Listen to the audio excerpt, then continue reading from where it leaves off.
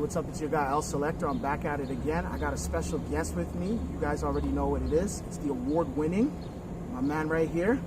Ghana's #1 blogger, Bumi D. Mame. You already know what it is. So basically, we're going to continue where we left off. We're going to be talking about the Raptors. The Raptors right now have entered the bubble. The NBA season has started. So basically, we're going to be breaking down, is it going to be championship or bust for the Toronto Raptors?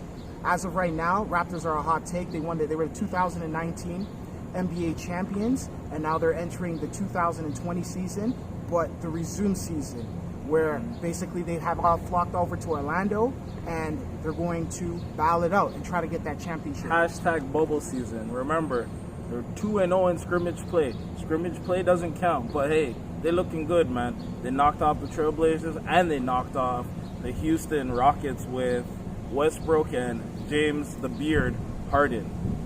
So yeah, basically what I'm going to do is I'm going to get over to my guy right here. I'm going to ask him what's his take. Does he think the Toronto Raptors are going to win the NBA championship? Because people already know my take. So we're going to get over to him right now. Personally, when it comes to the Toronto Raptors, I think they can definitely repeat. I believe I checked out the El Selector podcast, and your co-host was saying that the Raptors have it, but the one thing I can definitely say when I watched was one thing. Raptors have a team, but they don't have that closeout specialist like Kawhi, as you've seen in Game 7 versus Philly, where he took that last shot. That's what gave you the championship mentality, and that's what's shown that the Raptors will definitely win. To me, honestly, I'll never doubt these Raptors because they look good, don't get me wrong.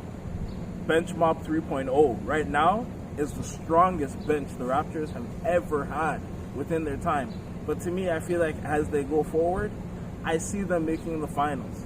But they just have to make sure that when it comes to those definite difficult situations, they got to make sure that they make those technical changes that they need to.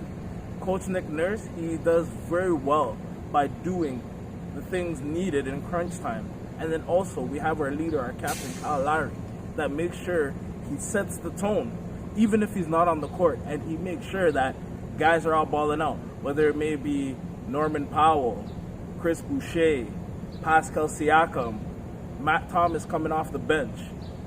People say he's part of the 3.0, but I think, remember, this is still his first year. But I still think that when Matt Thomas is called upon, he'll definitely do what he needs for the Toronto Raptors. Also, too, the Raptors are coming in with significant and the same pieces. So basically, they have guys like Chris Boucher, Fred VanVleet. They also have Norm Powell. They also have Serge Ibaka, Kyle Lowry. They have quite all the same guys, majority of the same guys that we saw last season. I would say about 85% of the same guys that they had last season. That's excluding the bench players that weren't playing in the finals are back. So basically, we're playing with house money. We do have the same roster. We do have a lot of the same players. So I definitely see the Raptors being able to do damage. I did highlight earlier, and for those who don't know, the Raptors did go to Fort Wayne. So when they were at Fort Wayne, they basically they went to Fort Wayne in Florida there. And basically what they were doing was they were training prior to actually coming to the camp itself. So because of that alone, the Raptors do have chemistry, where other players were flying in from Philadelphia or Detroit or Utah and coming straight to the bubble to build that chemistry. The Raptors already had it. So the Raptors should be okay on that standpoint. They do look good during scrimmages.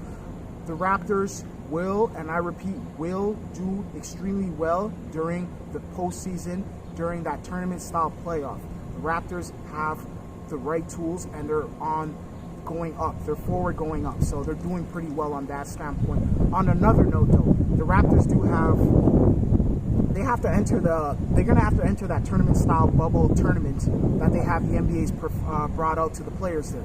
So in your take, how do you think the Raptors will do during that tournament? They are projected to play the Grizzlies first, between the Grizzlies and Pelicans. So what do you think they're going to do? Personally, I don't think the Raptors have an issue.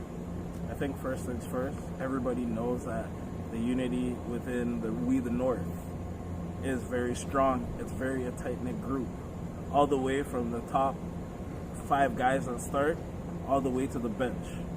I feel like, even if you take out pieces to sit on the bench players can still weather the storm.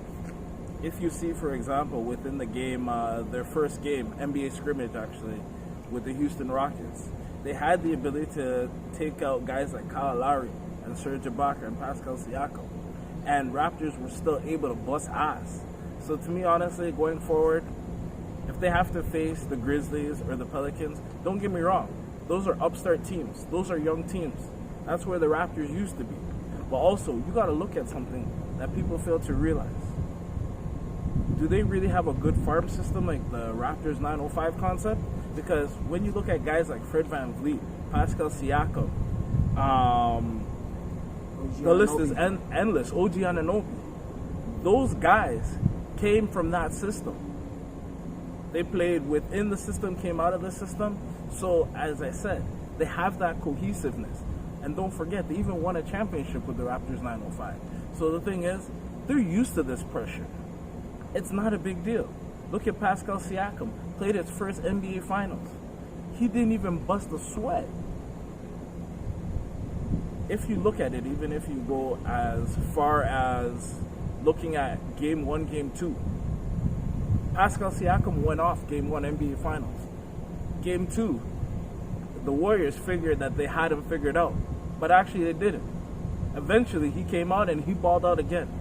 As I said, the most important thing what I see with the Raptors is they have the ability to make those tactical changes and those transitions.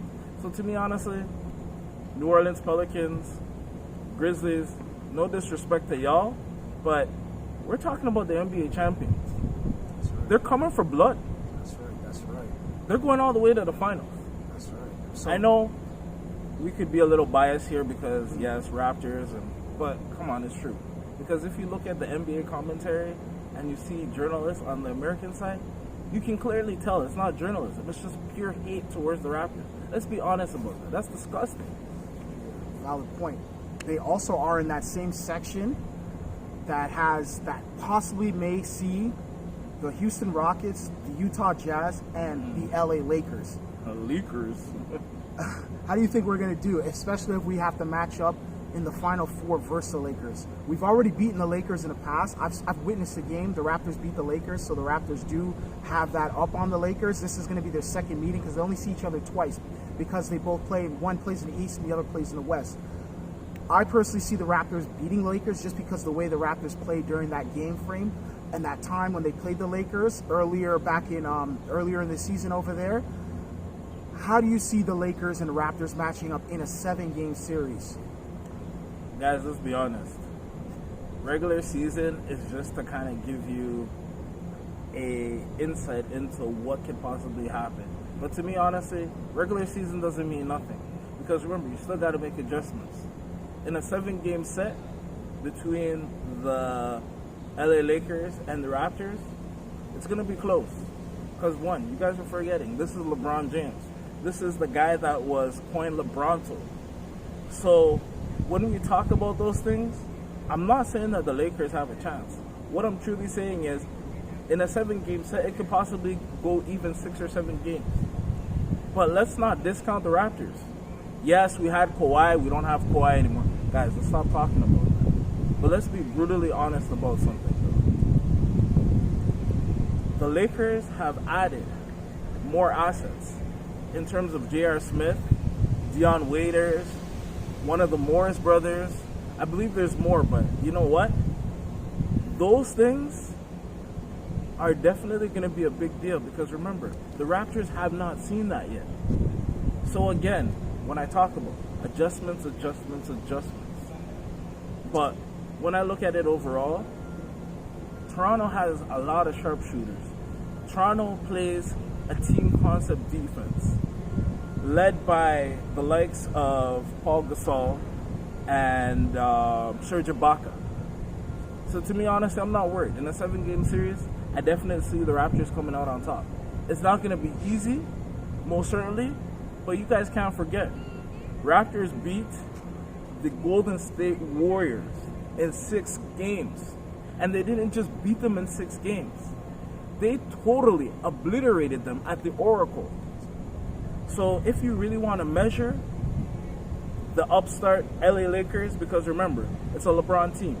LeBron usually comes in first season, he's like, this is what I have to work with. So unfortunately, I just gotta ride with my guys. But then year 2, he's like, okay, I gotta bring a lot of my guys in.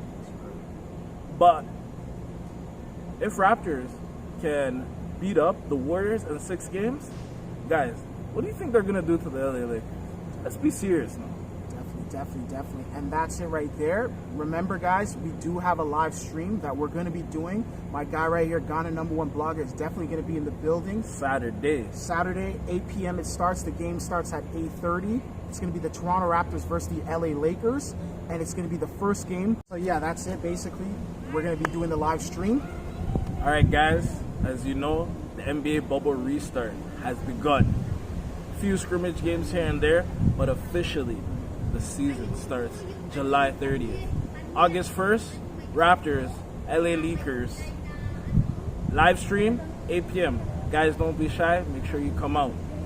The link will definitely be in the description. Don't worry about it. Come through. Say hi. Even if you want to get into the conversation, don't be shy. And I'm your guy, Ghana's #1 blogger, Bumi D Mame. If you don't know what that means, ask your Ghanaian friends. But as I said, just make sure you tune in. Ghana. Guys, just make sure you tune in because Raptors Lakers is going to be a big deal, man. Don't be shy. Make sure you pull up. It's going to be a nice time.